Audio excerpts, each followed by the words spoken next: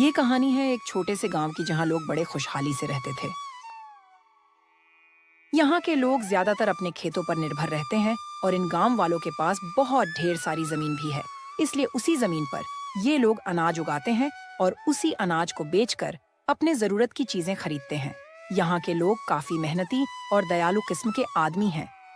लेकिन इसी गांव में एक आदमी ऐसा भी था जो काफी कामचोर था और जल्दी से कहीं काम करने नहीं जाता था। उसका नाम सोनू था। इसको बस खाने से मतलब था, घर में राशन है या नहीं है, इससे कोई मतलब नहीं है। अरे मधु, कहाँ हो सुबह से? अभी कुछ नहीं खाया हो। अब दोपहर हो गई, जल्दी से मेरे लिए खाना ले आओ।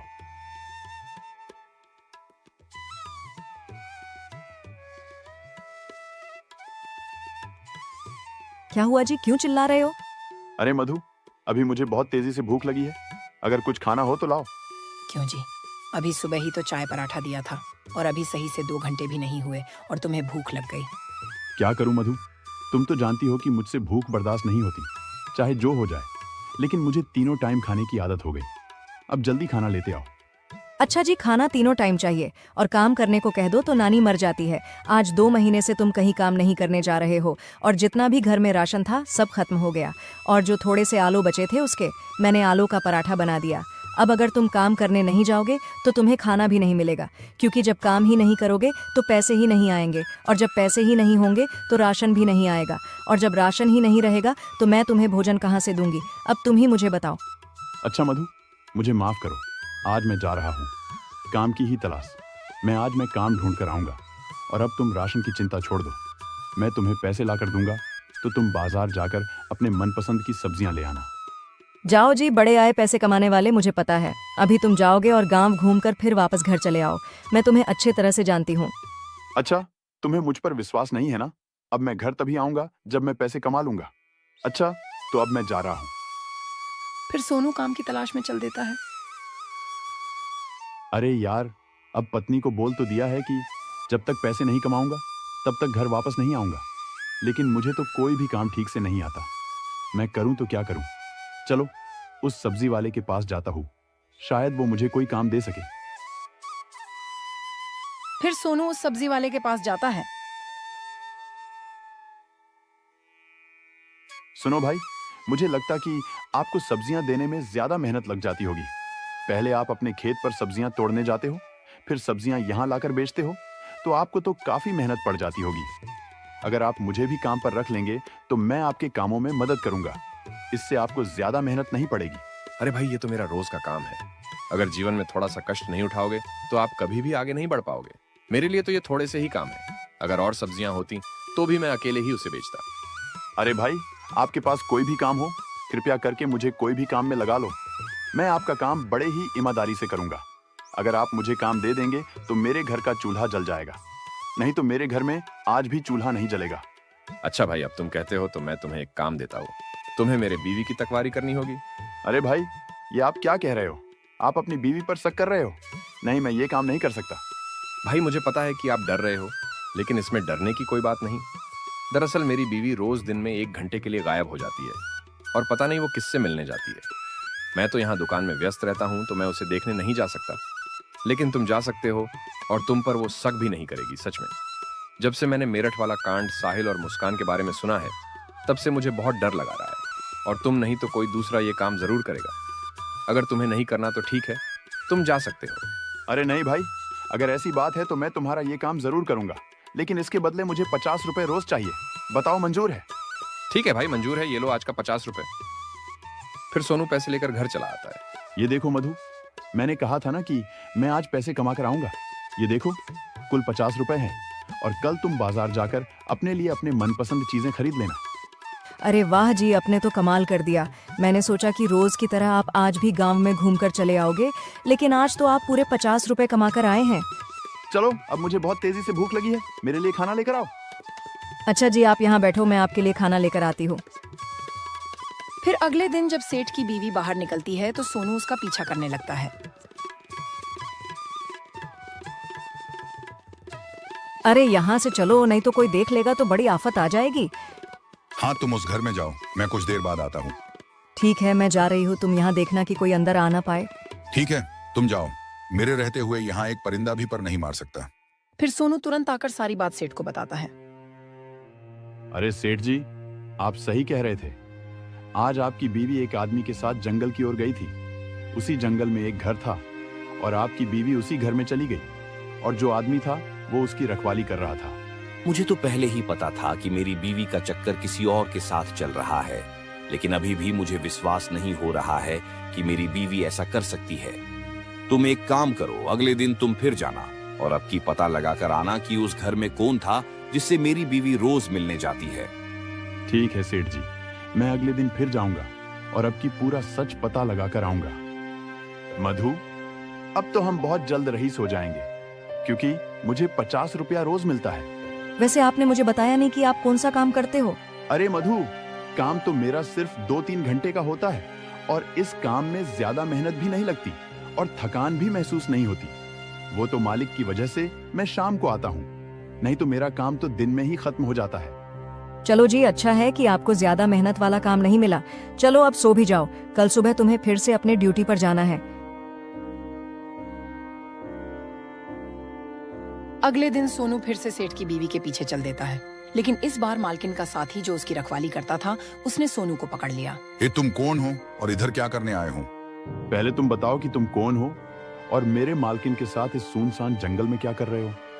ये तुझे क्या करना है? तू अपने काम से मतलब रख और अब तू यहाँ से चला जा। इसी में तेरी भलाई है, वरना अभी मुझे गुस्सा आ जाएगा तो तुम्हारे लिए अच्छा नहीं होगा। अच्छा, तो अब तू मुझे मारेगा? तू चिंता मत कर, अभी मेरे मालिक आते ही होंगे। अभी मैं तुम दोनों का सच अपने मालिक को बताता हूँ, वो कुछ देर में आते ही होंगे। अभी तेरे समझ में नहीं आ रहा है, अभी रुक, मैं तेरा इलाज करता हूँ। तभी वहां मालिक आ जाता है। ए खबरदार, अगर तूने मेरे दोस्त को हाथ भी लगाया तो मैं तेरा हाथ तोड़ दूंगा और तू कुछ करने के लायक भी नहीं बचेगा। अब सच सच बता, तू यहाँ मेरे बीवी के साथ क्या कर है और तू कौन है? वो मालिक आप जैसा सोच रहे हैं वैसा कुछ भी नहीं है हमारे बीच। क्या हुआ जी, आप यहाँ क्या कर रहे हो? अच्छा, ये बात तो मुझे तुमसे पूछनी चाहिए। अब पूछना क्या है, वो तो मेरे सामने ही है, लेकिन तुमसे ये उम्मीद नहीं थी मधु। अच्छा, तो तुम मेरे ऊपर शक कर रहे हो। आओ मेरे साथ, मैं आपका भ्रम दूर कर देती हूँ। तभी वो लोग अपने घरों में जाते हैं। अरे माँ, ये देखो, ये आपके दामाद है, लेकिन माँ ये मेरे ऊपर शक कर रहे हैं। अरे कोई बात नहीं बेटा, कोई भी आदमी हो अपनी बीवी को वो इस तरह के सुनसान जंगल देखेगा तो वो शक तो जरूर करेगा। लेकिन दामाद जी, जैसा तुम सोच रहे हो ऐसी कोई भी बात नहीं है। ये मेरी बेटी है और जिसके साथ ये रोज आती जाती है वो इसका भाई है। बचपन ये एक मेले में खो गई थी, लेकिन कुछ दिन बाद इसे पता चला कि हम लोग यहाँ रहते हैं, तो ये हमसे मिलने चली आती है। अरे मधु, मुझे माफ कर दो, मैं तुम्हारे बारे में गलत सोचा। मैं कितना घटिया आदमी हूँ, अपनी फूल जैसी बीवी पर शक किया। अरे कोई बात नहीं, जो प्यार करता है वही तो शक करता है। इस तरह उस सेठ को अपनी गलती का एहसास हो जाता है। अगर वीडियो अच्छी लगी तो चैनल को सब्सक्राइब कर लीजिए।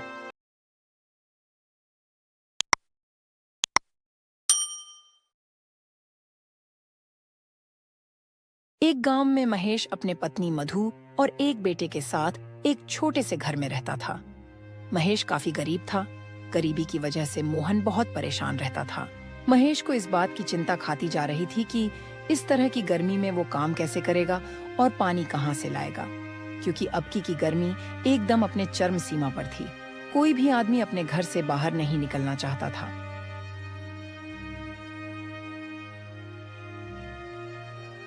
अरे मधु, तुम देख रही हो अब की कि ये गर्मी लगता है हमारी जान लेकर मानेगी। सच बताऊं तो इतनी तेज की गर्मी है, इसको देखकर मेरा काम पर जाने का थोड़ा सा भी मन नहीं है। हाँ, वो मुझे दिखाता है। तुम इतनी कड़क धूप में अपना पसीना बहाते हो, तब जाकर कहीं हमारे घर का चूल्हा जलता है। जरा सोचो, अगर तुम खेत पर काम करने नहीं जाओगे तो इस घर का राशन कहाँ से आएगा? चलो अच्छा, एक दिन हम लोग भूखा भी से जाएंगे, लेकिन अगले दिन तो बिना कुछ खाए पिए तो नहीं रह सकते। हाँ मधु, तुम्हारा और सोनू का चेहरा देखकर मुझे काम पर जाना पड़ता है। अगर हम लोग कुछ नहीं खाएंगे तो चलेगा, लेकिन मैं अपने मुन्ने को कभी भूखा नहीं सोने दूंगा। और मुन्ना, तुम चिंता मत करना, तुम जो चाहिए होगा तुम मुझसे बताना। अभी तुम्हारे पिताजी जिंदा हैं, अरे पिताजी, मुझे कुछ नहीं चाहिए, बस आप कभी भी मेरे लिए कर्ज न लेना, क्योंकि कर्ज लेकर आज तक कोई भी इंसान सुखी नहीं है। अगर एक दिन भूखा भी सोना पड़ेगा तो मैं सो जाऊंगा, लेकिन आप कभी भी किसी चीज के लिए कर्ज न लेना। देखो मधु, हमारा मुन्ना कितना समझदार है। वो हमारी गरीबी के बारे में जानता है, इसलिए हमसे कुछ नहीं मांगता। हाँ जी, अब मुन्ना भी बड़ा हो गया। अब उसे अच्छे और बुरे की समझ है और वो जानता है कि हम उसे कुछ नहीं दे सकते, इसीलिए वो नहीं मांगता। अच्छा तो मधु, अब मैं जा रहा हूँ, वैसे भी खेतों में बहुत काम है। फिर मोहन अपना फावड़ा लेकर खेत की ओर चल देता है। फिर खेत में पहुंचकर वो अपने साथी रामू के साथ काम करने लगता है। कुछ देर काम करने के बाद रामू बोलता है, महेश भाई, अब तो मेरा बदन बहुत तेजी से गर्म हो गया। गर्मी की वजह से मेरा हाल बेहाल हो गया। अब मुझसे और काम नहीं हो पाएगा। अब मैं बहुत थक गया हूं। अगर थोड़ी देर और काम करूंगा तो यहीं पर गिर जाऊंगा। और हाँ भाई, मेरा भी हाल कुछ ठीक नहीं है, लेकिन मैं अपने पत्नी और बेटे के बारे में सोचकर काम करता हूँ। अगर मैं काम नहीं करूंगा तो उन लोगों के लिए राशन का इंतजाम कहां से करूंगा। अरे यार भाई, तुम्हें लगता है कि सिर्फ तुम्हें ही अपने बीवी बच्चे की चिंता है, मुझे नहीं है। अरे भाई, मैं भी यहाँ अपने बीवी बच्चों के लिए काम करने आता हूँ, लेकिन आज कुछ ज्यादा गर्मी है, इसीलिए मेरा मन काम करने को नहीं कह रहा।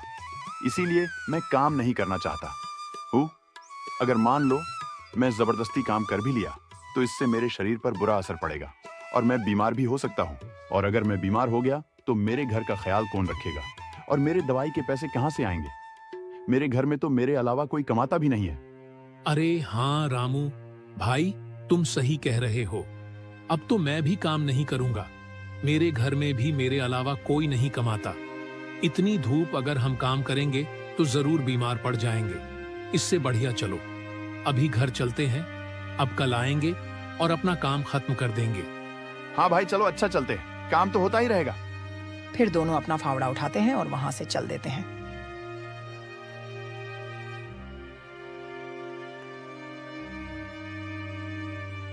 क्या हुआ जी, आज आप इतनी जल्दी आ गए?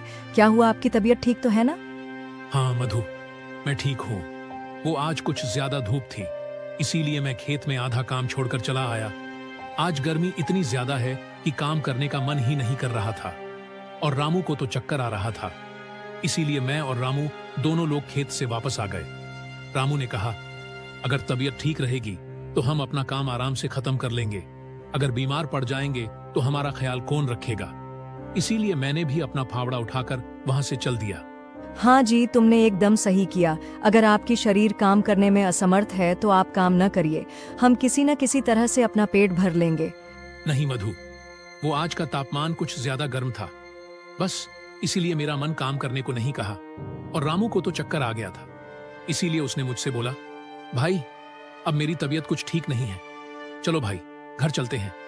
फिर मैंने कहा, हाँ भाई चलो चलते, वैसे भी मेरा भी पैर जल रहा है। फिर हम दोनों ने अपना फावड़ा उठाया और वहां से चल दिया। अब तुम ही कोई ऐसा उपाय बताओ जिससे हम अपना काम भी खत्म कर लें और हम गर्मी भी महसूस ना हो। हाँ जी, एक उपाय है जिससे तुम्हें धूप भी नहीं लगेगी और तुम अपना काम भी खत्म कर लोगे। क्या सच में ऐसा हो सकता है? तो फिर जल्दी से बताओ, वो कौन सा उपाय है? तुम ना सुबह जल्दी उठकर अपने खेत पर जाओ और दोपहर तक काम करो। फिर देखो, जब धूप ज्यादा तेज हो जाए तो फिर तुम घर वापस आ जाओ। इससे तुमको धूप भी नहीं लगेगी और तुम अपना काम भी बड़ी आसानी से खत्म कर लोगे। अरे वाह मधु, क्या बढ़िया उपाय बताया है। तुमने तो मेरा आधा बोझा हल्का कर दिया। अब मैं सुबह उठूंगा और अपने खेत पर जाकर खेत का काम खत्म कर दूंगा और मुझे गर्म भी महसूस नहीं होगा। फिर मोहन अगली सुबह जल्दी उठता है और अपने दोस्त रामू के साथ खेत पर चला जाता है। फिर रामू जब खेत पर पहुंचता है तब देखता है कि खेत तो एकदम सूखकर पत्थर हो गया है। अरे रामू भाई, ये क्या हो गया? कल तक तो ये खेत एकदम कोमल था, लेकिन ये अचानक एक दिन में ये जमीन एकदम ठोकर कैसे हो? इस पर तो हमारा फावड़ा भी नहीं चलेगा। अरे मोहन भाई, मुझे लगता है कि ये कल की गर्मी की वजह से है, क्योंकि कल बहुत तेजी की गर्मी थी, इसीलिए ये जमीन गर्म की वजह से एकदम सूख गई है। अब इस पर पानी डाला जाए तो ये जमीन फिर से उपजाऊ हो जाएगी। हाँ भाई, कल बहुत ज्यादा गर्मी थी, इसलिए ये जमीन सूख गई। लेकिन अब इस गर्मी में जहाँ आदमी को पीने के लिए पानी जल्दी से नसीब नहीं होता है, दूर जाकर कहीं एक कुआं से तो लोग जाकर पीने का पानी लाते हैं, तो भला अब मैं इस खेत को सींचने के लिए पानी कहाँ से लाऊंगा? अगर उतनी दूर पानी लेने जाऊंगा तो मेरी आधी जान तो ऐसे ही निकल जाएगी, और उतने पानी में तो इस खेत पर कोई असर भी नहीं पड़ेगा। अरे भाई, तुम्हें उतनी दूर जाने को कौन कह रहा है? ये अपने बगल में रवि सेठ है ना, तुम उससे जाकर कहो, वो तुम्हें जरूर पानी देगा, लेकिन उसके बदले तुमसे पैसे लेगा, क्योंकि बिना पैसों के वो अपने तालाब का पानी किसी को छूने नहीं देता। ठीक है भाई, अब तो मैं जरूर उसके पास जाऊंगा और अपने खेत की सिंचाई करूंगा। इस गर्मी ने तो हमारा जीना दुश्वार किया है। फिर महेश सीधा रवि सेठ के पास जाता है।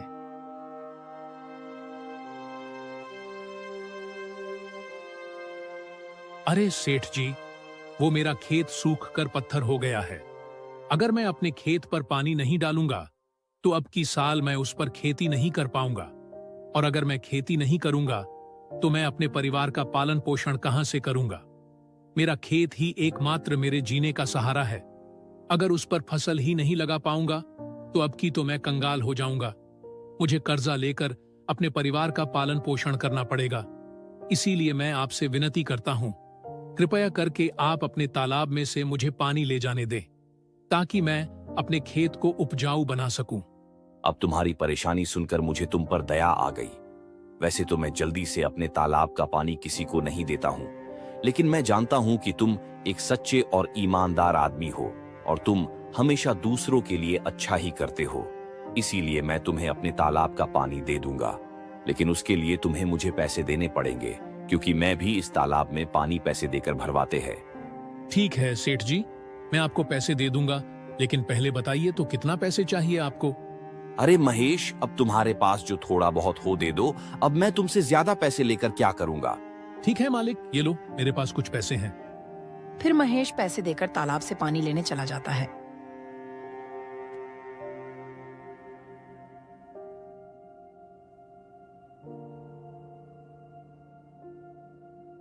और उसी तालाब के पानी से अपने जमीन को सींचता है। फिर कुछ दिन बाद उसकी फसल लहराने लगती है। पूरे गांव में सबसे अच्छी फसल महेश की होती है। देखो मधु, अब की हमारी फसल पूरे गांव में सबसे अच्छी हुई है। मैंने और भी लोगों की फसल देखी है, लेकिन उनकी फसल हमारे फसल जैसी नहीं है। हाँ जी, मैंने भी देखा है कि हमारी फसल सबसे अच्छी है, और ये सब तुम्हारी मेहनत और लगन की वजह से हुआ है। तुम्हें याद है, जब आदमी घर से बाहर नहीं निकलना चाहता था, तब तुम खेतों में काम करते थे, और आज तुम्हारी मेहनत का इनाम है जो कुछ आज हमारे पास है। हाँ, वो तो है। और एक बात हमेशा याद रखना, हमें कभी भी मुसीबत को देखकर डरना नहीं चाहिए, बल्कि उसका डटकर सामना करना चाहिए। और जीवन में कुछ मिले या ना मिले, ये तो किस्मत की बात है, लेकिन हम मेहनत भी ना करें, ये गलत बात है। हाँ जी, तुम सही कह रहे हो। चलो, अच्छा, अब ये फसल काट कर बाजार में बेचाओ, और इससे जो पैसे मिलेंगे उसको हम किसी अच्छे काम के लिए रख लेंगे। ठीक है, मैं अभी जाता हूँ। फिर महेश जाता है और अपने पूरी फसल काटकर बाजार में अच्छे दामों में बेच देता है, और गांव वालों के लिए एक हैंड पाइप लगवा देता है, जिससे गांव वालों को पानी की समस्या न हो। गांव वालों, अब आप लोगों को पानी के लिए इधर उधर भटकना नहीं पड़ेगा, क्योंकि मैं एक हैंड पाइप लगवाया हूँ, और मैंने उसको केवल अपने इस्तेमाल के लिए नहीं लगवाया, बल्कि तुम सब गांव वाले भी उसमें से पानी के सकते। मैं तुम ही लोग के लिए उस नल को लगवाया हूँ। अरे महेश, ये तुमने नल लगवाकर हम सब गांव वालों के ऊपर बहुत बड़ा उपकार कर दिया है। हम सब गांव वाले तुम्हारे बड़े शुक्रगुजार हैं। वैसे भी इस तरह की गर्मी में हमें ज्यादातर गर्म पानी ही मिलता था, लेकिन अब तुमने ये नल लगवा दिया है तो हम सब चाहे जब ठंडा पानी निकाल कर पी सकते हैं। महेश बेटा, तुम्हारा बहुत बहुत धन्यवाद हम लोगों के लिए नल लगवाने के लिए। अरे दादाजी, इसमें शुक्रिया की क्या बात है। जो चीज हमारे पास है उसे हमें दूसरों में भी बांटना चाहिए। इससे हमारा भाईचारा आपस में बना रहता है, और हमें हमेशा एक दूसरों के मुसीबत में काम आना चाहिए। इस तरह महेश ने कड़ी धूप में पसीना बहाकर गांव वालों के लिए एक नल लगवाया, और गांव वालों को इस कड़कती गर्मी में ठंडा पानी का व्यवस्था किया।